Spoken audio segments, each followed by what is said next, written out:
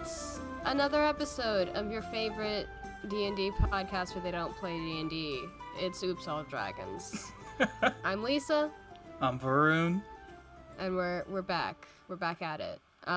This week, I don't know. What have we got? What's new with you? This week is our controversial potential hate cast.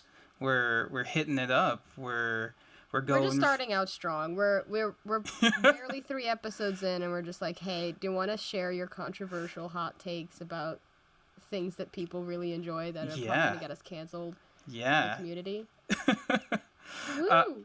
So for those let's stir the pot, baby. Let's do it. For those newer players, you may not know what we're getting at, but for older players, Adventure League. We have a whole hour to talk about this. Yes. So the topic is Adventure League. What is Adventure League? I'm still not entirely sure. I mean, like, I know, but for the sake of me being the audience surrogate here, because you're leading on this one. Fair. This was my kind of chestnut here, but I know you have your own opinions. But yes, for the uninitiated, Adventure League is the lowest bar to entry for organized free Dungeons & Dragons, especially 5e. I think it's only 5e. Play, where there's monthly, I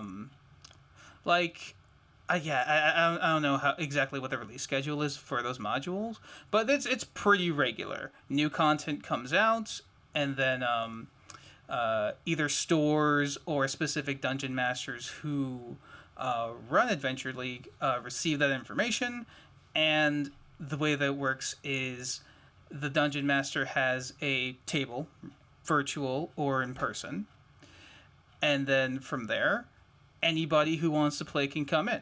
Versus you have a group of friends and you want to get them together to play a certain book or play in a new homebrew that you've created.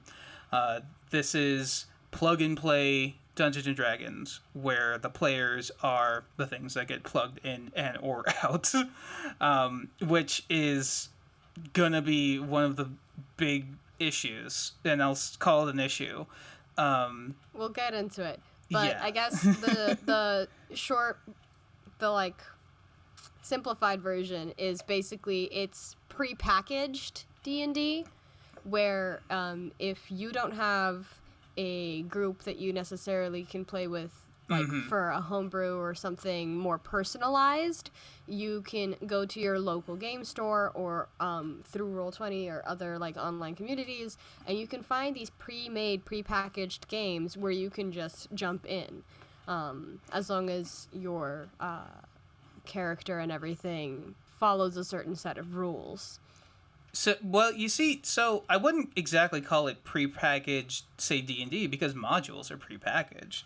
Like Curse of Strahd or the Tiamat one or whatever, those are pre-packaged. There's a set beginning and end, you know how it's going to run, you know what's going to happen in between. But the experience, I think what more comes pre-packaged is the networking and the people. And I guess the way we're going to tackle this, pros and cons list. We'll start with the pros. Let's start off positive. There's a few things that are good. I think both of us will agree that are definitely useful, especially on the social aspect of D&D and role-playing and being in this community in general. And then we'll get into the cons. We'll get into our opinions. Our opinions and dislikes for some certain things. So yes, let's just get going. So the first pro I've got, which is a big pro, which is probably the most useful thing about Adventure League, is networking. If you're in a new place, if you are just now getting into tabletop role-playing and you don't have anybody else to play with, your friends just aren't into it, it's not their thing, going to a group that does Adventure League, Adventures League, is a good way to meet people. Meet people in the hobby, meet people who share your same interests, and can build those relationships. And even for folks who maybe aren't as outgoing with their interests, is a good way to meet those people who share that interest, and you can build on it from there. There's a but, and the big but, the caveat that I'll throw out there is, at least in my opinion, that shouldn't be the end of it. Like, Adventure League is a good low bar to entry, but it should go on to other things from there. What do you think, Yeah, it's Lisa? a good way to meet people who are interested in the same things that you might be, and it's a good way to introduce yourself to the game itself too. Mm-hmm. And it in a certain way gets In you a certain way. it gets you introduced into the social aspects of D&D. So especially if you're new, how does a game go? What are the group dynamics, even though it may not be a consistent group? Yeah, like, what's the power dynamic between the dungeon master and the players? It gets you a good feeling for all of these things, for just for free, just for coming to the table. So that is good. I'll always encourage that low bar to entry, and making It's it a accessible. making it The really accessible. accessibility of it, yeah. That's a good way to put it. Yeah. So that's big. That's a big thumbs up. I'm not even gonna argue that. That's a really good thing that it does. And then the second pro I've got, it's good for one-shot play. So for those folks who are maybe on the fence or really do want to play, but for whatever reason, real life is in the way, you can't commit the time, you can plug in and plug out. Plug yourself into a game where, hey, you want to play through whatever module they're playing that night. But then if you can't make it the next week, oh well. The game is designed to go on without you. There's almost certainly not going to be any sort of hard feelings. There's not really going to be any pressure to show up again if you can't. And if you don't enjoy yourself on that side, like if the group that you're playing with doesn't turn out to be great, or you don't like how the Adventure League style, which we're going to touch on in a minute, isn't for you, then you can excise yourself, and there's no real detriment to the group. There's not that social aspect, which I know you and I have both felt, Lisa, of I feel like I have to be in this game for friends or because of the social situation, versus I can just go, and there's not going to be a big loss, which is, in real life, that's really what it is. But lots of people get into that mindset of feeling obligated to play, and the one shot setup takes that away. Yeah. You got anything else? No, I mean, I think you've pretty much covered it. The feeling of obligation is it's a big thing when you commit to a full campaign. Like, even a full campaign, you can extract yourself from it if you feel the need to, if you're no longer in it, or if it's gone stale, or for whatever reason. But it's even easier to do that with AL. And it goes into that low bar of entry. It's free and it's organized. In most cases, you can go to a store or you can find someone online running stuff. And Adventure League itself is free. The resources are made free to people to download just from the Adventure League website. The organized play, it says where you can find stores that are running Adventure League. It's organized by Wizards themselves, and then there's new content coming out all the time. No one has to pay for those books. That is great. That's another good thing to say. All right, if you want to dip your toes into this D&D thing, into this role-playing thing, you don't have to have this sort of huge investment beyond whatever time you're willing to give. How much money have some friends that we know spent on miniatures and dice and stuff, Lisa?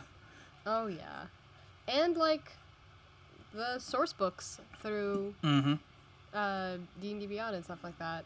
I know I haven't like bought a full source book, but I've definitely paid, the 99 cents or the 199 for the like one specific spell that I need or the subclass or this background. So, yeah, the thing with AL is that because they pretty much pull from, so when you're building a character for AL, there's limitations. We're getting right into the cons. We're gonna just start getting into it. This is my personal biggest qualm with it. Is the way it limits, which I can understand why you can't do certain things with AL. Absolutely no homebrew. It's things that they have to come from specific source books. Not even all of the source books are like legal for AL.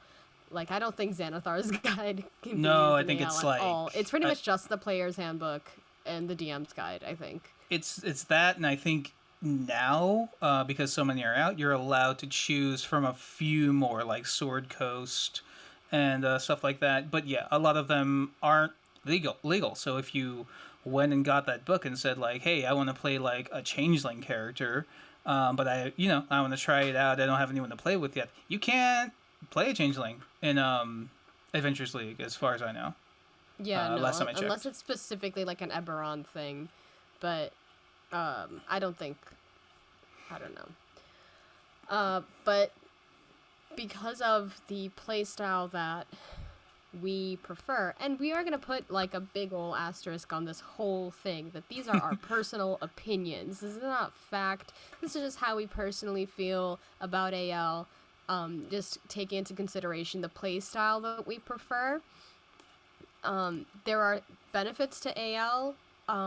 If you are a new player, as we've gone over, and I just don't want to hear a bunch of nerds yelling at me for my opinion. So yeah, the first main thing is just the limitations on character builds.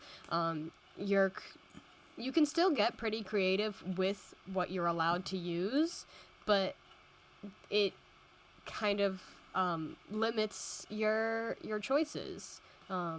It's a couple of the big things on my side, beyond just the race and background options. Like they give you enough that you're not going to have a whole table full of clones unless you all go out of your way to do that. You have enough customization options there, but then you get into things like how your scores are determined. So you can only use the standard array, or you can use the point buy, but you can't roll for skill, so you don't have particularly swingy characters in one way or another. Which again takes away from like, okay, my character is like dynamic, or it feels like it's mine, versus one of the next cons I'm going to talk about. It limits the scope on which you can create your character, which is supposed to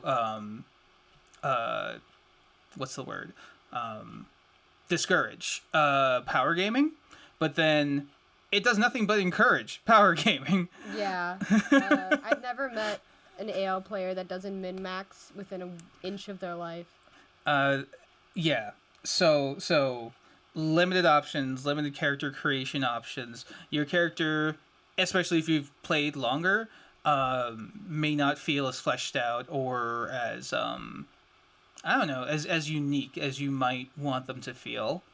I get the sense that, like, with AL, I know that I personally would end up being very disappointed because I put a lot of thought into character backgrounds and who they are and how they act, and the AL experience that I have had definitely says to me, it doesn't matter who your character is. It just matters, like, are their stats good? Do you have the right spells if you're a mage? Do you know how to punch? Like, it only requires you to know the mechanics of the game. It doesn't require you to necessarily.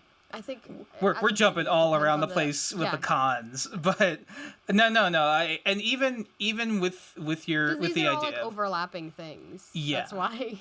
So even with your idea of like you put and I know you put so much thoughts and love into the characters that you make. Me, you know me because I've DM'd for so long. I do not care. Like, I will roll up the stats, I'll get a name, and I'm just like, I'm gonna make up my character on the fly, and I'll get to love them as we play the game. But I know, just as a dungeon master, your character can die extremely easily. So, like, whatever, they die, damn, move on to the next one. But even for someone like me, within like even for someone like me, even within the confines of, say, like a pre-made module, the dungeon master has the flexibility to have those moments for roleplay, to have that space. To leave space when the players need it. Whereas a lot of Adventure League stuff doesn't. It's all very combat heavy, and some of it's timed. So, like, you can't have that time for role play because you're timed in real life. If you don't get done with the module by 10 o'clock or whatever it is, the entire group fails. There are definitely some of those groups out there, and I've played with some of these folks, and we probably should have put this up front. Do you have experience playing Adventure League? I have experience playing and running Adventures League. Roleplay is bottom of the ladder of priorities. So limited option goes straight into the other point I had of, it just encourages power gaming, which is something that I don't I don't like. I don't like. I'm assuming you don't either, because I think you've played with some of those folks before, right? The power gamer types. I don't care necessarily if they're a power gamer, as long as they're not obnoxious about it. There's some people who Sure, will try that's to what I meant. reinforce that on you. It's like, okay, I get it. That's the choice that you've made for your character to, make them this ideal killing machine. Mm-hmm. But I'm playing like a person, and I'm taking into consideration the things that have happened to her, the things that are important to her. Like, yes, I just took a spell that is quote-unquote useless and I might never use, but it fits with the character, it fits with the narrative that I want to go for her, so that's why I've made that choice. That's when I don't like min-maxers and power gamers, is when they start telling you how to run your character. Like, no, I don't tell you how to run your character. Yeah, Mind your business. when I'm speaking to someone at a table, and it's a situation where you don't know each other, or when I'm just talking to someone about D&D in general, and they start getting into like, oh yeah, I did like 38 damage at level 1 or whatever it is. Because I took a level in sorcerer and a level in monk and a level in this and that, and then I took this feat and I did that thing, and so that I can cast one spell and. Those are the least interesting D&D conversations I've ever had. Yeah, it's like, that's nice. If that's how you have fun with this game, I don't care. Fully for you. I just hope you know that when you're running down the list of all the choices that you made specifically so that you can, be the most like streamlined aerodynamic murder machine. Like, that is the most uninteresting conversation I can have about D&D characters or tabletop characters. I want to know, who is your character? I want to know what happened to them that they're an adventurer. That's what I want to hear about. What have they been through? What brought them to the place that they are today? Yeah. There's discussions and fun stories to be had there, versus there are some, but there are very few like great D&D stories I've ever heard that came down to like, I rolled a dice. There's one person, I know we've talked about this before. We're never going to have him on the podcast because he's one of my former bosses and I have no idea where he is now. But he did talk about a campaign he was running with some friends where their whole campaign was building a castle. And that sounds like super interesting, especially now that I have more seasoning in D&D. Mm-hmm. It wasn't to like go out and do a quest. It wasn't to go save a princess. Like, they want to build a castle in a certain way, they're working together in world. They're they're using all of their resources to build a castle. So they would have sessions about like architectural planning in a fantasy space, and that's like kind of awesome. That's amazing. Yeah, and then he said like, and this is where I get respect the dice from, because I'm like, I've heard it from other folk, but he was the one who actually like he said this, and I'm like, you have to respect the dice. They get to whatever the last session was. They almost have their castle ready, but then they have to roll. It must have been advanced D&D. He has to make some sort of skill roll or whatever it is, or some sort of save, or whatever it is they have to do to finish this thing, this really important part of the castle. And he rolls a 0. Like, he has a negative in something, and he rolls a 0 on the dice. And according to their table that they were using, the castle crumbles to the ground. Oh, no. And they fail. Like, this thing that had no stakes beyond them wanting to do it, they fail. I'm like, why didn't you just fudge the dice? And he's like, oh, like, you can't do that. You have to respect the dice. And that story would not exist in Adventure League, where the stories around dice are like, I critted and I did a crap ton of damage, and that's it. Or I saved against the bad guy, where he has like a super high DC or something. Those are the only sorts of things you're gonna get out of Adventures League. Yeah. So yeah, and then that goes into the next couple things that I have, which really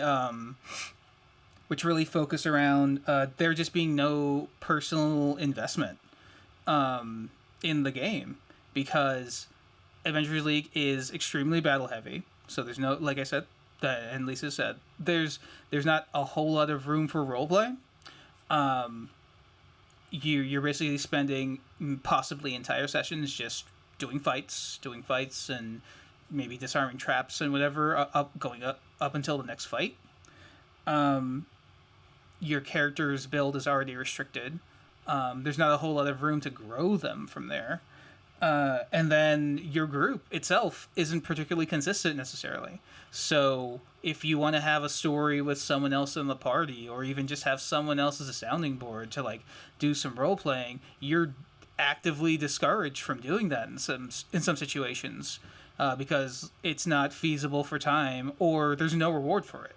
You can be an absolute murder hobo machine and just kill everything, or be the greatest role player in the world.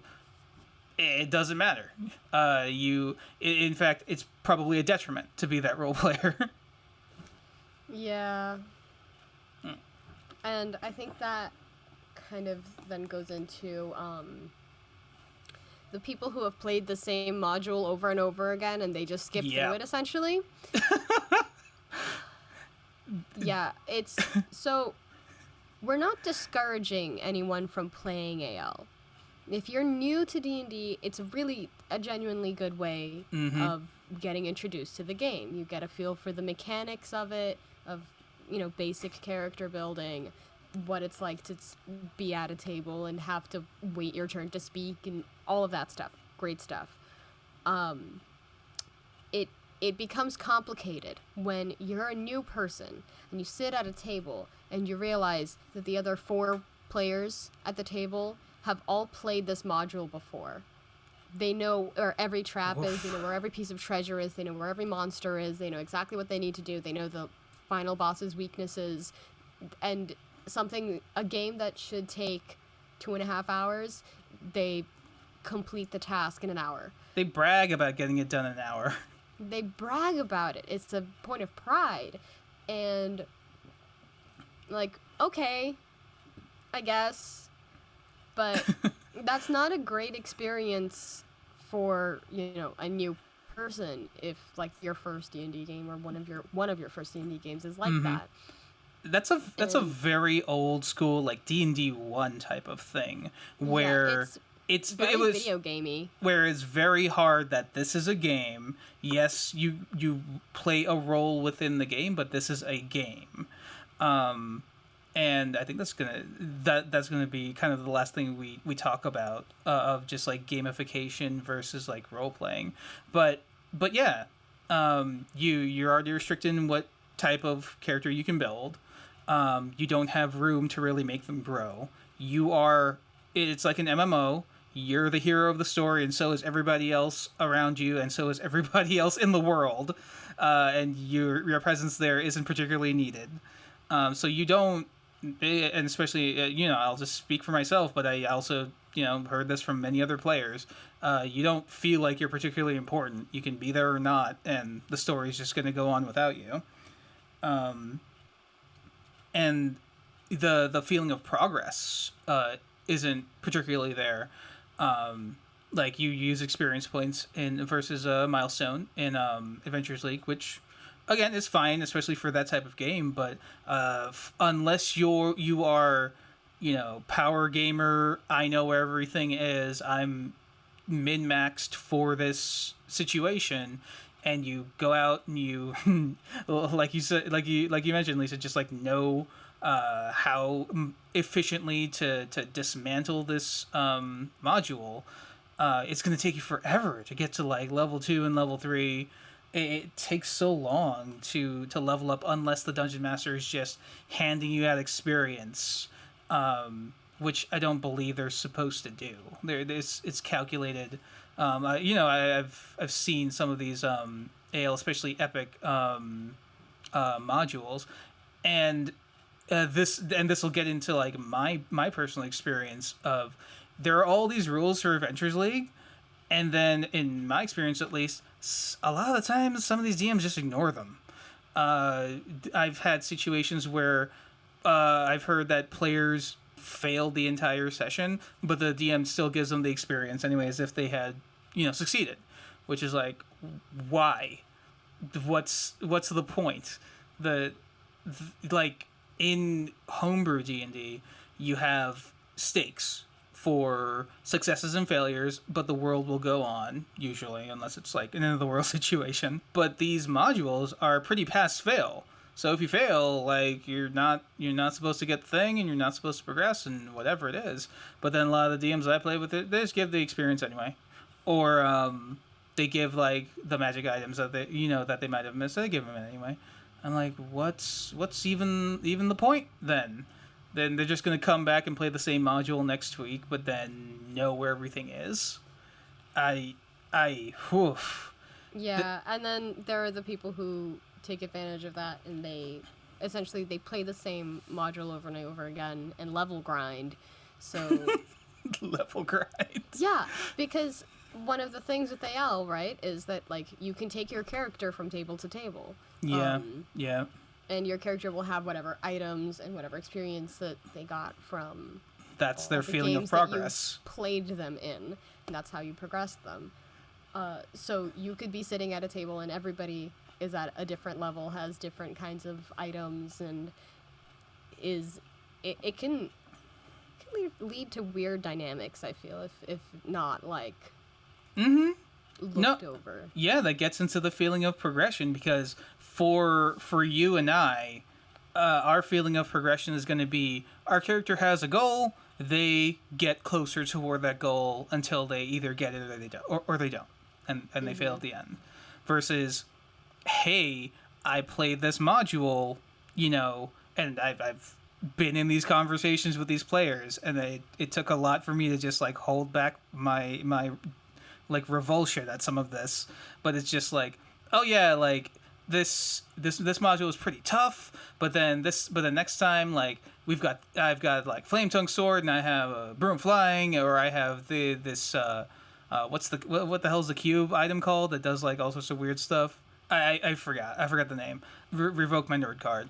But we have to do this, and then we have to hit this person, and then we have to kill this guy, and like they're planning out how they're going to beat the thing, and then when they get done, they're like, oh yeah, that module is like so easy, and like that was nothing compared to like this other thing, or this other module I played, and I'm just like, Yeah, okay, you can say that even with some of the pre-made stuff again, like Curse of Strahd or whatever, if you know how it's gonna go. But they do it, and you've referenced this, Lisa. They'll do it one after another. They'll do a module, and then they'll either find the same person or someone else running the same module and do it again.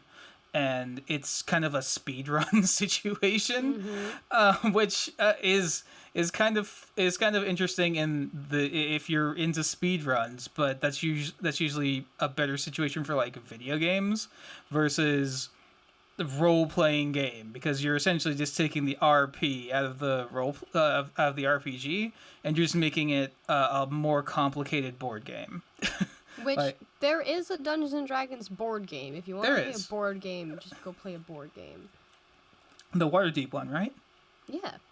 Okay, I have not played that just because I don't think I needed to put another layer of like game on top of the game I already play, and also the quarantine has killed any chances of playing that with people. Yeah, and then our last point with the things we don't really like about AL is, the lack of investment, of personal investment. It comes down to what is the reward and how does that make the player feel when they've gotten it. And in AL, a lot of the rewards are, I got an item, I leveled up, I beat the module. Okay, cool.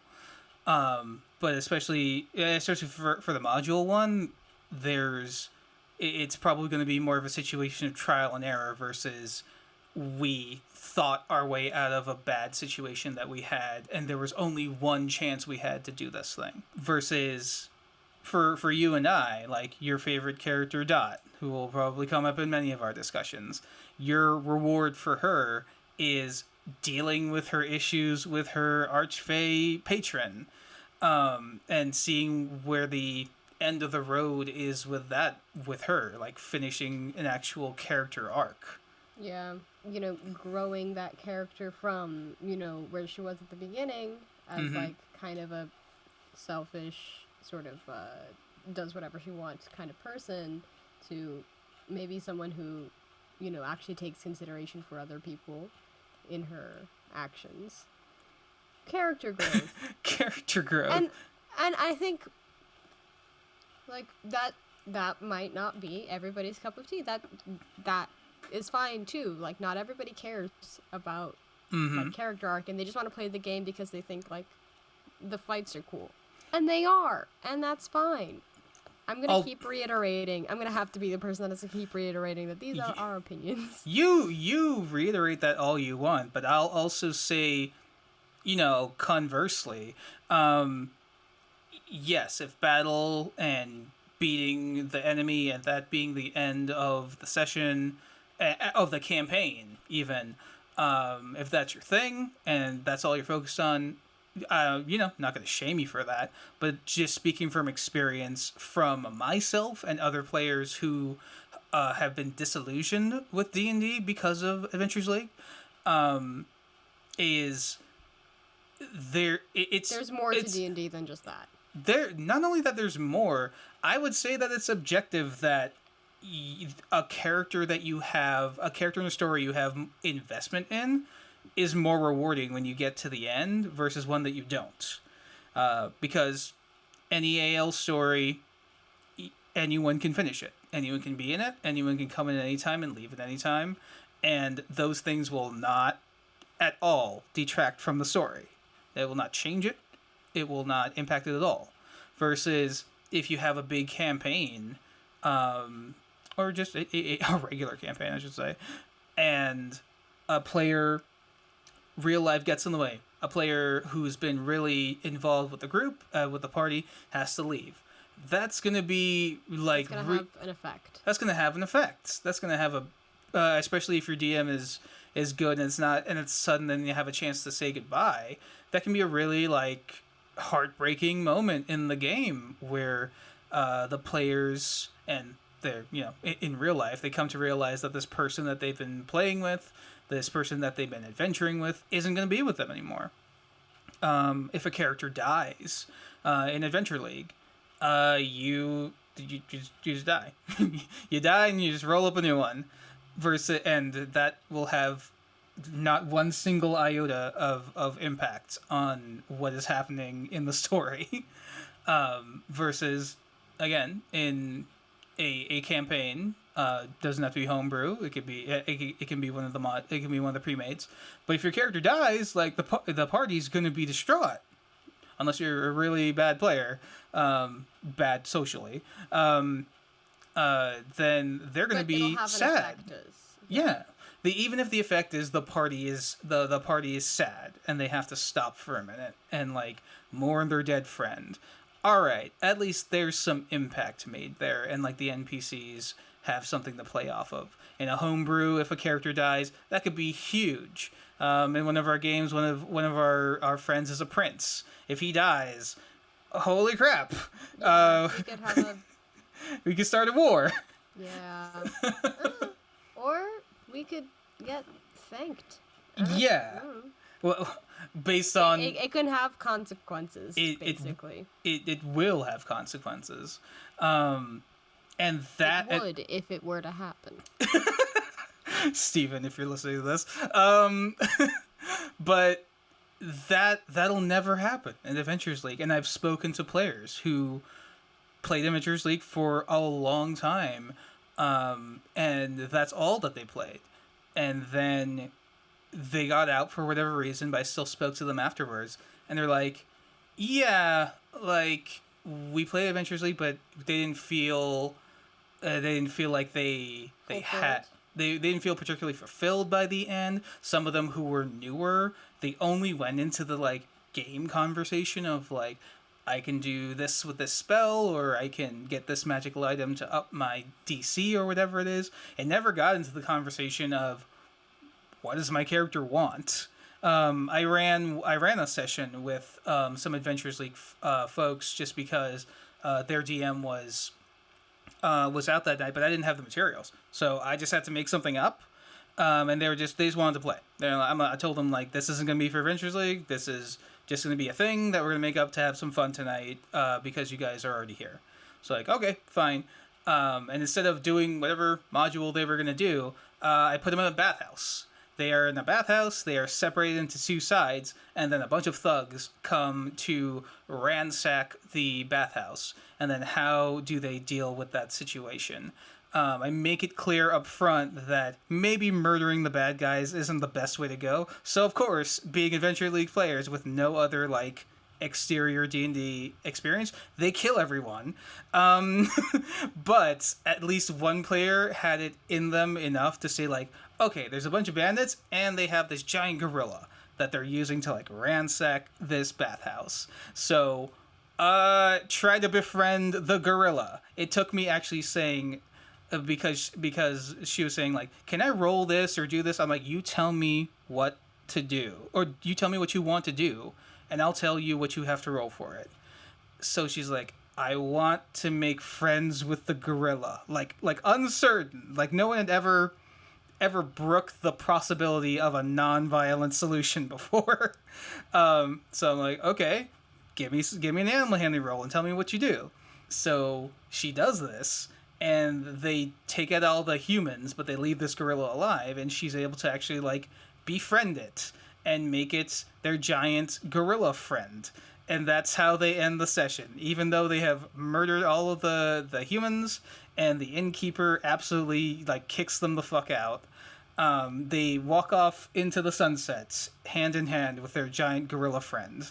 And they came back to me, and they said, like, we've never had anything like that. I really liked how you ran the session, and I kind of wanted to keep. In the back of my head, I kind of wanted to keep going with them and be like, okay, this is the adventure of you guys and your giant gorilla. What do you do? But yeah, that was more rewarding for them. Of like, we saved a thing and we made a friend versus we slaughtered all the guys again. Yeah, that feeling of your decisions and the things that you've done having an effect and actually, mattering. Having consequences and mattering. Yeah. And that is the biggest like knock for me for Adventures League, because not only just from my experience does it feel like you don't get invested and you don't feel like anything you do matters in the long run, especially for newer players. It gets them into the mindset of like, this is what D&D is. And some of them who never get out of Adventure League, it's just, okay, the DM tells us what's happening. We don't have any particular like, say in that. And then we kill all the things and we move on to the next thing. And the goal is to get to level 20, which is like, come on. It's missing a whole other part of the game. I think so. Like the thing with 5th edition, right, is that it is specifically designed, building off of the previous editions of D&D. Is 5th edition is specifically designed to encourage more role play. So it seems ironic that AL is played in 5th edition, but where's the role play? Absolutely. The role play begins and ends with choosing what spell or attack to do. Yeah. I think, and maybe this might be something that they're working on, but it would be interesting, I think useful, if AL had some modules that were roleplay based. And it's harder to judge that sort of thing. But you can say, like, based on skill rolls or charisma or whatever it is, to say if the players succeed or fail. But a situation situations where violence isn't the answer, where it's something that they can't fight their way out of, and they have to use their minds or actually speak up and talk their way out of things. I think that would be a really useful thing, but they have a formula and they're sticking with it.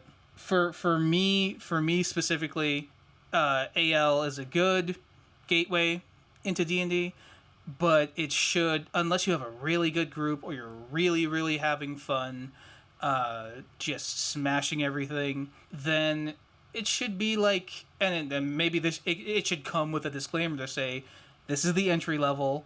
Eventually find your own group. Your own group to do your own thing, because then you can go at your own pace. You have people that are consistent. You can actually build on those friendships and build on that networking that happens because of AL. It's useful in those in those pros that we mentioned, but like there's so many cons that go into it. Maybe not up front, but when it's taken to the extreme, or when it's taken on for like such a long time. And I guess the last thing we want to talk about, not something that's a pro or con, but just like game versus role play. And this is like the eternal debate of something like Dungeons and Dragons. And it could be something that we do an entire episode on, but I think it's pretty safe to say both you and I fall on the side of roleplay is more important in an RPG versus the game portion of the mechanics. The mechanics take a backseat to serving whatever narrative you're working together to build. And maybe my preference for that kind of gameplay comes from, the fact that I am a storyteller. I am a film major, as I have to remind us. You're a theater kid. I'm a theater kid. I've taken too many screenwriting classes to not have that just imbued in everything I do and every interaction I have with story media. And so the thing that draws me to D&D is the feeling of it. It feels like a writer's room. It feels like everybody's taking a piece and putting the puzzle together and creating this story and creating this narrative, creating something. And I think there's some of that spirit that is missing from AL. Yeah.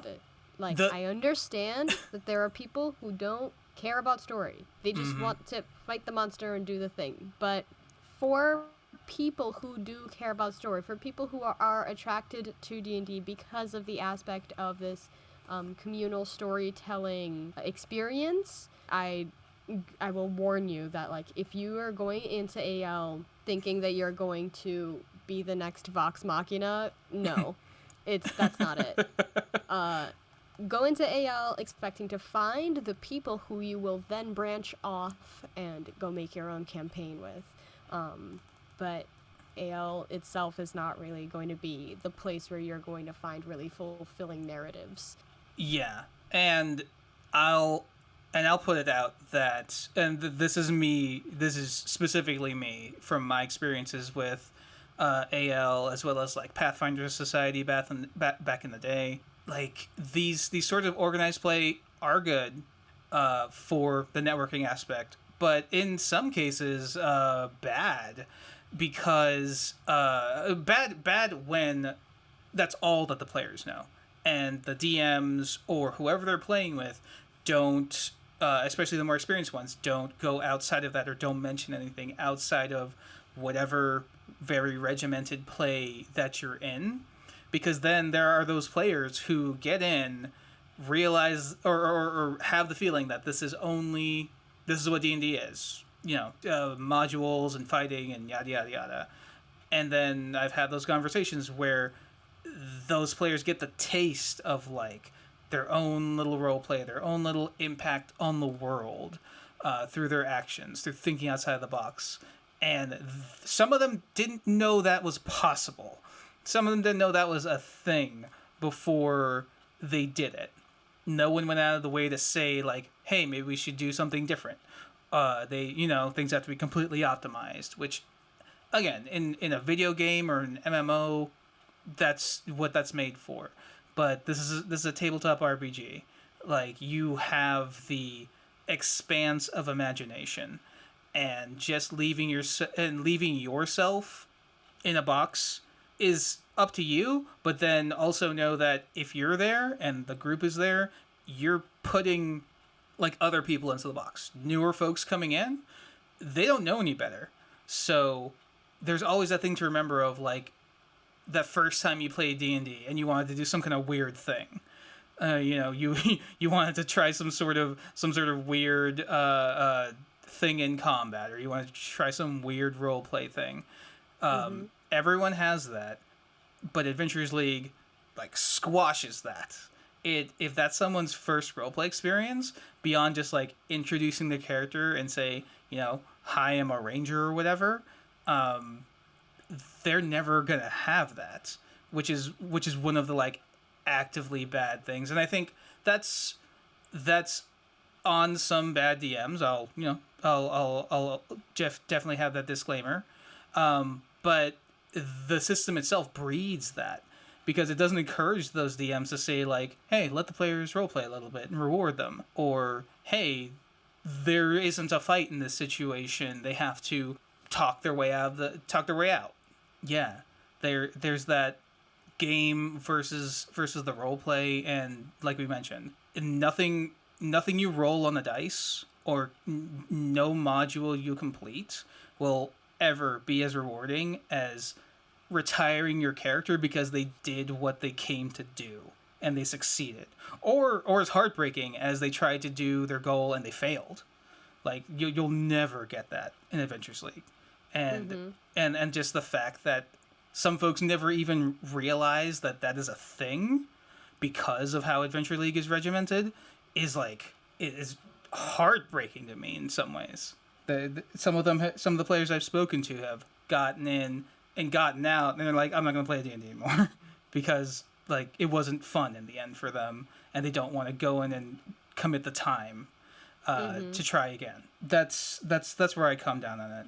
Good entry thing usually ends up becoming bad later on if that's all that the players are stuck to. Like, do your own thing. I think that should also be part of AL, saying like, this is entry thing, find a group, find a consistent group, and then go do your own thing. Stop playing AL. Go do something else. Even just pick up a book. Pick up one of the pre-made books and start there. I think that'd be so much more useful than just saying play forever. Yeah, or go play AL forever. If that's what your bag is, that's fine. Just I don't want to hear how you min-maxed and made your character ideal. I don't want to hear it. I don't care. Or how you lived up to like the perfect barbarian build, and that you didn't take any damage fighting the big last boss. And I'm like, who cares? I don't care about your optimized build. I want your character flaws. Yeah, we want to know like what makes your character your character. Any phobias? What's his favorite food? What? Yeah. Why is he the way he is? Does he like frogs? You and frogs. But yeah, I think that may be like all we have to say about Adventures League. Is that all?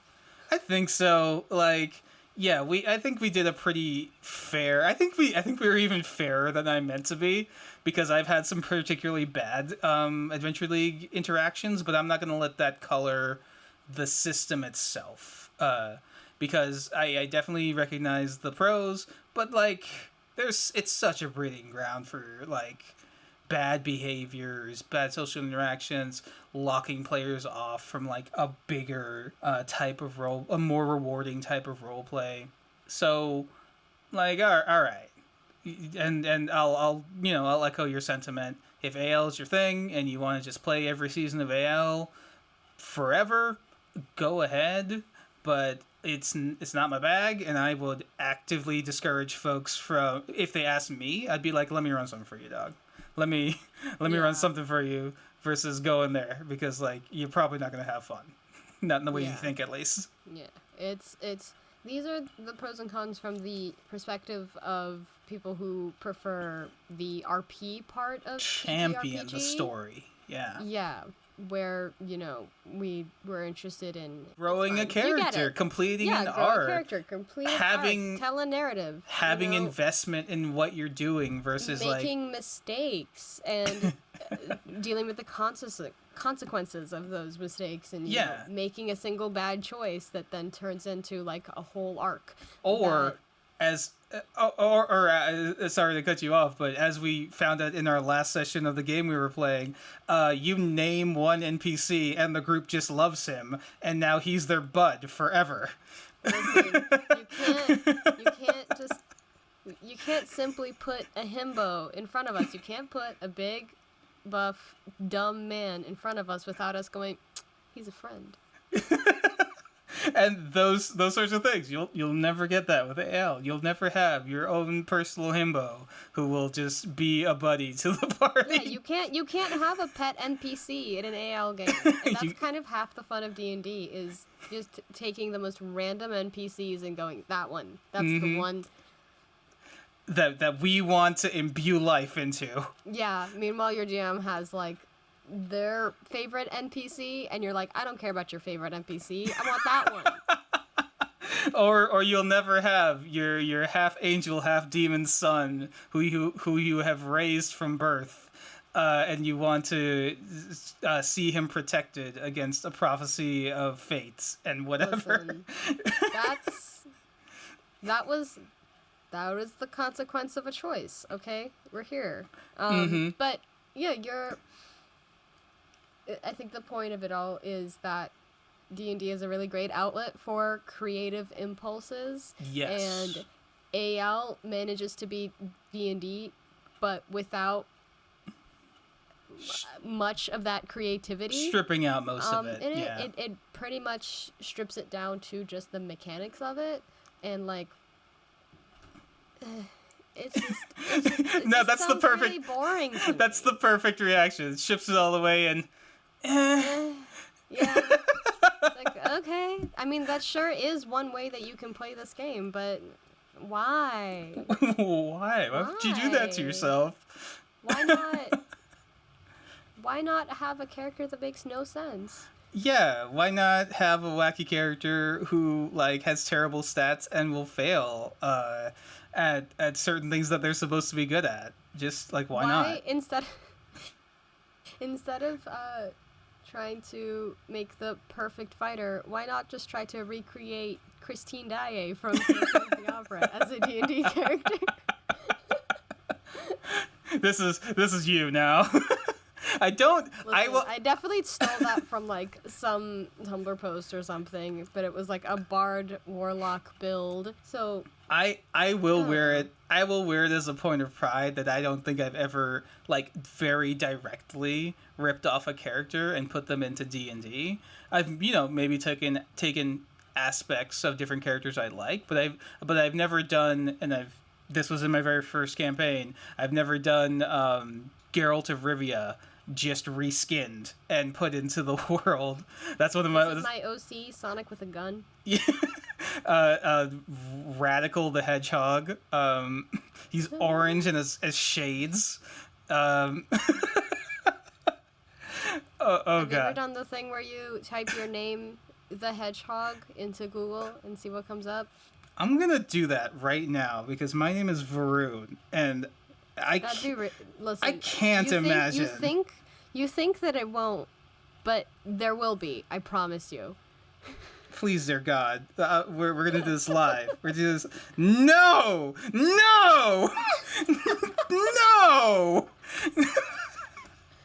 Oh boy. No. Describe him. Oh my god. So of course it's a DeviantArt account. Yeah, no, naturally. If that's where it's gonna be, that's where that Oh lives. my god. Oh, I don't want to shit on you, dude, but like he looks kind of like Sonic, but he has even longer quills and like quills on the quills, and of course he's wearing pants. There's no color. It's just a sketch. But of course he's wearing pants for some reason, but no shirt. And he's buff as hell, and he seems to have some sort of magic powers beyond just being fast. Why is he so hairy? Why? Why does this exist? Oh, we're gonna call it a day. We're calling it a podcast now. Do the outro. You've broken me. No, that was fun. That was a fun little palate cleanser. But yeah, that was our opinions on AL. If you guys have any stories or anything, I don't know. We'll figure out a way that we can let people get in contact. If you have stories or horror stories or whatever it is, leave them down in the comments, or maybe we'll have like an email address. We're still figuring out how we're gonna do this. Get an email address. Yeah. We should maybe get an email address. But yeah, this has been Oops All Dragons. Thank you for joining us for another hour of this. Like, comment, and subscribe. I got it in there. Like, comment, and subscribe. Yeah. Give us a review on iTunes. I guess is that what we're supposed to say? Yeah. 5 stars or nothing. Yeah. 5 stars or shut your mouth. All right, I'm gonna. We need to leave. Yeah, I gotta go. Good night. Goodbye. Or good morning. Whatever time it is for you. Goodbye. Bye. Oops All Dragons is a group effort. Our show is edited by Noel Hernandez. Our theme was composed by Brendan Lyons, and our logo art is by As If on Cue. Links to more of their work and their social media will be in the show notes.